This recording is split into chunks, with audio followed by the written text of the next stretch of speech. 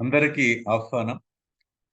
చాలా మంది తెలుగు ఆప్షనల్ తీసుకుంటూ ఏది బెటర్ ఆప్షన్ అని ఒక వైపు నుంచి ఆలోచిస్తూ తక్కువ సమయంలో గాని, తక్కువ డబ్బుతో గాని, ఎక్కువ లాభసాటి బేరం ఏదా అని చూస్తున్న పరిస్థితులను బట్టి యూపీఎస్సీ నేపథ్యంలో. అలా మీకు తక్కువ మనీతో ఎక్కువ లాభాన్ని ఇవ్వటానికి తెలుగు ఆప్షనల్‌తో పాటు వివిధ రకాల ఆప్షనల్స్‌ని కూడా మీకు అందించే ప్రయత్నం చేస్తోంది ఎల్‌టిఎక్స్. కాబట్టి మీరు దాన్ని తప్పనిసరిగా వాడుకున్నట్లయితే స్వకార్యం, స్వామకార్యం 2 కూడా మీకు అందుబాటులోకి వస్తాయి. అవేమిటి అంటే ఎల్‌టిఎక్స్ అనే సంస్థ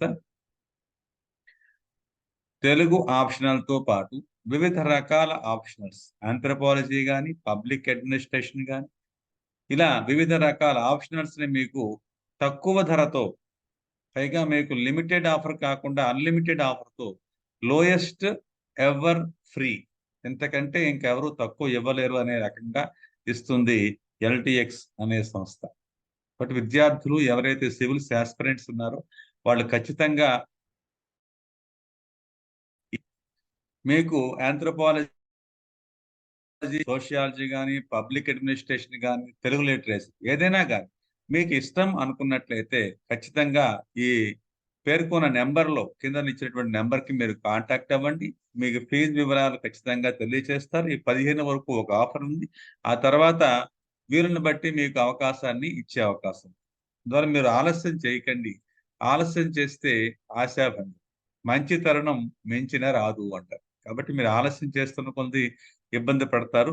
కాబట్టి మిత్రులారా, ఈరోజు మనం ఒక చిన్న టాపిక్‌ని తీసుకుంటూ అంటే కేవలం ఇది ఆడడం కోసమే కాకుండా దీంట్లో కొంత విషయాన్ని కూడా మీకు అందించే ప్రయత్నం చేస్తూ భాగంగా జానపద సాహిత్యం గురించినటువంటి అవగాహన.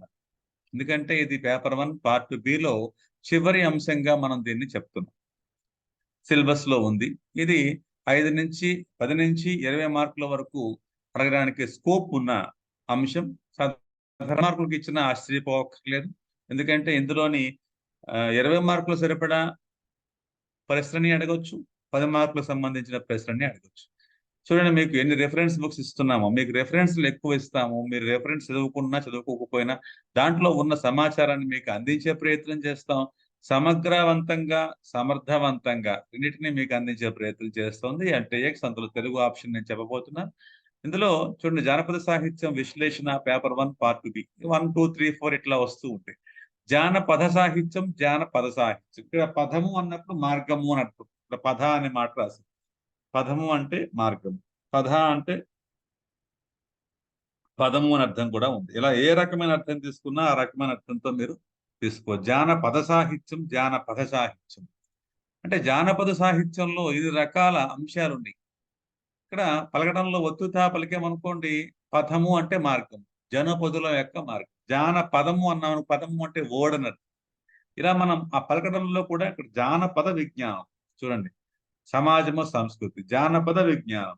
ఏమండి? పదాలకు సంబంధించింది. ఇక్కడ పదము అనే అర్థంలో ఇక్కడ మీకు కొంచెం ఇలా రాసినప్పుడు ఆ వెరైటీ ఉచ్చారణ కనిపిస్తుంది. జానపదము, పదము అన్నప్పుడు ఇక్కడ మార్గము, జానపదులో ఉండేటువంటి మార్గము అని అర్థంలో తీసుకుంది.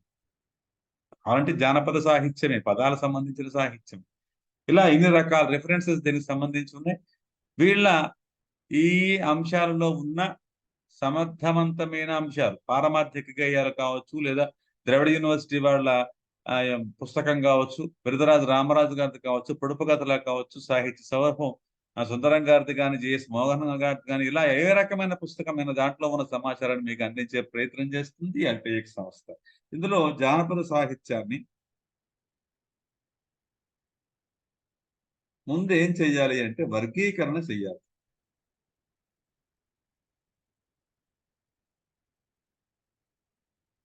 జానపద సాహిత్యాన్ని వర్గీకరణ చేసే నేపథ్యం మనం గమనించినట్లయితే దీనికి చాలా మంది చాలా రకాలుగా వర్గీకరణ చేశారు. దీంట్లో టేకుమల్ల అచ్యుతరావు ఈయన రాసినటువంటి ఆంధ్ర పదములు, పాటలు ఈ వర్గీకరణ కొంచెం పరిశోధన స్థాయిలో మీకు ఈజీగా ఐడెంటిఫై చేయడానికి ఉపకరిస్తుంది. ఈ జానపద సాహిత్యాన్ని దీన్ని మరొక రకంగా చెప్పాలంటే మౌఖిక సాహిత్యం అంటారు. మౌఖిక సాహిత్యం అంటే ఏమిటి?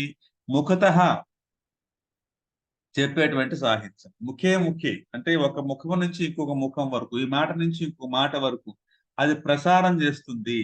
దీన్ని భావ వినిమయం అంట. మనం చెప్పిన పదం అవతల వాళ్ళకి అర్థం అవ్వాలి. ఇలా చూసుకున్నట్లయితే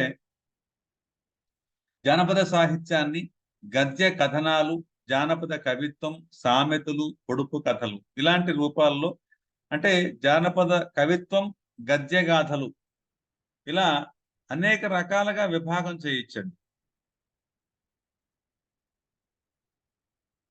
జానపద కవిత్వాన్ని జానపద గేయాలు, జానపద గేయ గాథలు లేదా కథలుగా వర్గీకరణ చేయొచ్చు. గద్య కథనాలు లేదా గద్యాఖ్యానాలు, సామెతలు, పొడుపు కథలు ఇలా ఈ గద్య కథనాల్లో ప్రధానంగా అంటే జానపద కవిత్వము అన్నప్పుడు అందులో గేయము, కథాగేయం వస్తుంది. జానపద కవిత్వము అన్నప్పుడు జానపద గేయం, జానపద కథాగేయం ఈ రెండు ఇందులోకి వస్తాయి. జానపద గద్య కథనాలు అన్నాం అనుకోండి, ఇందులో కథలు వస్తాయి, ఇతిహాసాలు వస్తాయి, పురాణాలు వస్తాయి. సామెతలు ప్రత్యేకంగా ఒక యూనిట్ గా, పొడుపు కథలు, జానపదుల భాష ఇలా దానికి సంబంధించి వివిధ రకాల అంశాలను మనం ఇందులో చెప్పుకోవచ్చు. కాబట్టి జానపద సాహిత్యం 5 రకాలుగా ఉంటుంది. జానపద కవిత్వం, జానపద గద్య కథనాలు, దీని గద్యాఖ్యానాలు అంటాం, సామెతలు, పొడుపు కథలు, జానపదుల భాష ఇలా మనం 5 రకాలుగా సింపుల్ గా అర్థం చేసుకోవడానికి జానపద సాహిత్యాన్ని అవగాహన చేసుకున్నట్లయితే మరిన్ని విషయాలను మీరు ఫుల్ క్లాస్ లో నేర్చుకుంటారు. జానపద కవిత్వ లక్షణాలు ఎట్లా ఉంటే, పని ముందా, పాట ముందా, పనితోనే పాట మొదలైందా, ఇలాంటి చాలా విషయాలు మీరు తెలుసుకోవచ్చు. కాబట్టి మిత్రులారా, మీరు ఆలస్యం చేయకుండా ఎల్టీఎక్స్ లో తెలుగు ఆప్షనల్ తీసుకోవాలనుకున్న వాళ్ళు ఇమీడియట్ గా వచ్చి జాయిన్ అవ్వండి. 15వ తారీఖు వరకు మీకు బంపర్ ఆఫర్ ఇచ్చారు. 1 ఇయర్ వ్యాలిడిటీలో 15,000 మాత్రం, ఎంతకంటే తక్కువ మీకు ఎవరు ఇచ్చే పరిస్థితి లేదు. కాబట్టి 15,000 రూపాయలతో మీకు మంచి ఆఫర్ ఉంది.